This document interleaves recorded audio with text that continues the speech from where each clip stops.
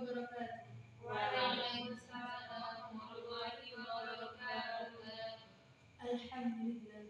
Alhamdulillahilladzi khalaqaz zamana wa faddala ba'dahu 'ala ba'd. Fahassa ba'du asy-syuhuri wal ayyami wal layali bimazaya wa fadaili yu'azzamu fiha al-ajru wal hasanah. Asyhadu an la ilaha illallah wa asyhadu anna sayyidina Muhammadan 'abduhu wa rasuluh. Da'i biqaulihi wa fi'lihi ila ar-rasyad. Allahumma salli wa sallim ala abdika wa rasulika Muhammad wa ala alihi wa ashabihi hadail bil anami fil anha'il bilad amma ba'd. Pertama-tama marilah kita senantiasa dalam keadaan bersyukur kepada Allah Subhanahu wa taala. Karena apapun yang berada di genggaman kita hanyalah miliknya dan kita dianugerahi nikmat yang banyak olehnya. Dari nikmat yang paling kecil sekecil di depan mata maupun nikmat yang besar yang tiada hitungannya. Nikmat sehat dan kesempatan. Bahkan setiap detik waktu yang kita jalani termasuk nikmat dari Allah Subhanahu wa taala. Semoga Allah menjadikan kita sebagai hamba-Nya yang pandai bersyukur. Salawat serta salam mari kita sama-sama kirimkan kepada baginda Muhammad sallallahu alaihi wasallam, seorang figur yang namanya tercatat indah dalam sejarah, sang tauladan yang telah menunjukkan kepada kita semua bagaimana cara memanfaatkan waktu dalam kehidupan kita. Allahumma salli ala sayyidina Muhammad wa ala ali sayyidina Muhammad.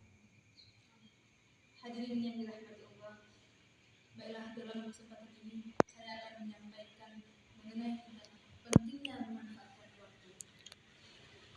Setiap detik dan menit yang kita jalani itu diberikan oleh Allah Subhanahu wa taala adalah kesempatan yang baik untuk kita jadikan sebagai momen mengharapkan rahmat-Nya dan beribadah kepada Allah. Dan dalam Islam, setiap muslim diharuskan mampu memanfaatkan waktu yang mereka miliki untuk selalu mendekatkan diri kepada Allah Subhanahu wa taala. Itu artinya kita dituntut untuk senantiasa memanfaatkan waktu dengan mengerjakan hal-hal yang positif. Saking pentingnya memanfaatkan waktu dengan baik, ada beberapa dalil yang menunjukkan hal tersebut. Salah satu adalah hadis, dalam sebuah hadis, wal farahu sahhatun nasi min katsirun fihi ma malkunun nikmatan. Dua nikmat yang kebanyakan manusia tertipu oleh keduanya, yaitu nikmat sehat dan waktu luang. Hadis ini diriwayatkan oleh Al-Bukhari. Hadis ini memperlihatkan kepada kita bahwa ternyata ada dua kenikmatan yang manusia tidak mampu mengelolanya, yaitu nikmat sehat dan waktu luang, sehingga yang datang esok hari hanyalah penyesalan demi penyesalan. Hadis tersebut diperkuat oleh firman Allah Subhanahu wa taala yang terdapat dalam Al-Qur'an surah Al-Hasr ayat 1-3, yang mana ayat ini menjelaskan sesungguhnya Allah Subhanahu wa taala bersumpah bahwasanya manusia benar-benar berada dalam kerugian. Siapa yang rugi? Yakni manusia. Ketika tidak termasuk di dalam ayat ini, maka mereka adalah orang-orang yang sangat-sangat rugi. Yang mana ayat ini berbunyi, A'udzu billahi minasyaitonir rajim. Bismillahirrahmanirrahim. Wal 'ashr innal insana lafi khusr illal ladzina amanu wa 'amilus shalihat wa tawasaw bil haqqi wa tawasaw bis sabr. Wal 'ashr, demi masa, innal insana lafi khusr, sungguh manusia benar-benar berada dalam kerugian, illa terkecuali. Allah Subhanahu wa taala menjelaskan dalam ayat ini bahwasanya manusia benar-benar berada dalam kerugian. Namun Allah juga menyampaikan beberapa cara agar tidak termasuk orang-orang yang rugi. Yang pertama, illal ladzina amanu, kecuali orang-orang yang beriman. Yang kedua, illal ladzina amanu wa 'amilus shalihat, orang-orang yang mengerjakan kebajikan atau beramal saleh. Kemudian yang ketiga, wa tawasaw bil haqq, orang-orang yang saling menasihati dalam kebenaran yang menasihati dalam kesabaran.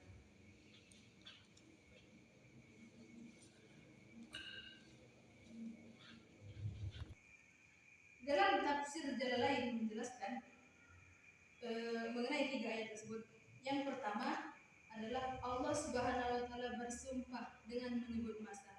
Masa di sini memiliki makna yaitu waktu. Bila Allah Subhanahu wa taala bersumpah dengan makhluknya, maka menjadi suatu isyarat bagi Rasulullah dan orang yang beriman. Bisa disimpulkan arti surah Al-Asr ayat pertama ini supaya Rasulullah SAW dan orang beriman memberi perhatian lebih kepada waktu serta mampu memanfaatkan waktu sebaik-baiknya untuk hal terpuji sesuai ajaran Islam. Sebab waktu tidak akan berhenti maupun terulang meski sedikit saja. Kemudian pada ayat yang kedua disebutkan banyak manusia yang berada dalam keadaan merugi. Mereka tidak memanfaatkan waktu kehidupan di dunia dengan baik seperti yang sudah ditunjukkan oleh agama. Banyak orang yang sibuk menikmati dunia dan menuruti hawa nafsu, padahal hidup di dunia ini hanya sementara dan akhiratlah yang kekal. Kemudian di ayat yang terakhir dijelaskan dan diberikan beberapa cara agar menjadi manusia yang tidak merugi. Untuk bisa melakukan cara itu harus dengan melewati 3 syarat tersebut, yaitu yang pertama tadi beriman dan beramal soleh, kemudian saling menasihati dalam kebenaran dan saling menasihati dalam kesabaran. Semoga dengan mempelajari surah Al-Asr ayat 1-3 ini dapat menjadikan pelajaran kita sebagai manusia agar selalu lebih baik di masa yang akan datang, serta senantiasa untuk menjaga dan memanfaatkan waktu sebaik-baiknya. Karena waktu yang telah Allah berikan bisa jadi merupakan kesempatan kita untuk mendapatkan rahmat-Nya. Maka dari itu, marilah kita mulai dari sekarang menjaga dan memanfaatkan waktu kita sebaik-baik mungkin. Lebih baik dari hari-hari yang lain. Sebagaimana patah mengatakan, ketika hari ini lebih buruk dari hari kemarin, maka celakalah ia. Dan ketika hari ini sama dengan hari kemarin, maka rugilah ia. Dan sebaliknya, ketika hari ini lebih baik dari hari kemarin, maka beruntunglah ia.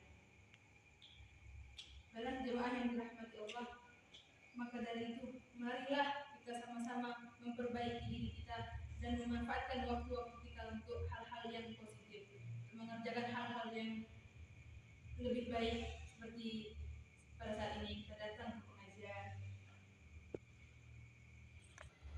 dan hal-hal yang lebih baik dari itu.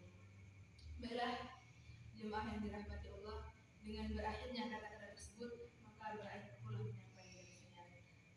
Terima kasih dan banyak maaf. Wallahu muwaffiq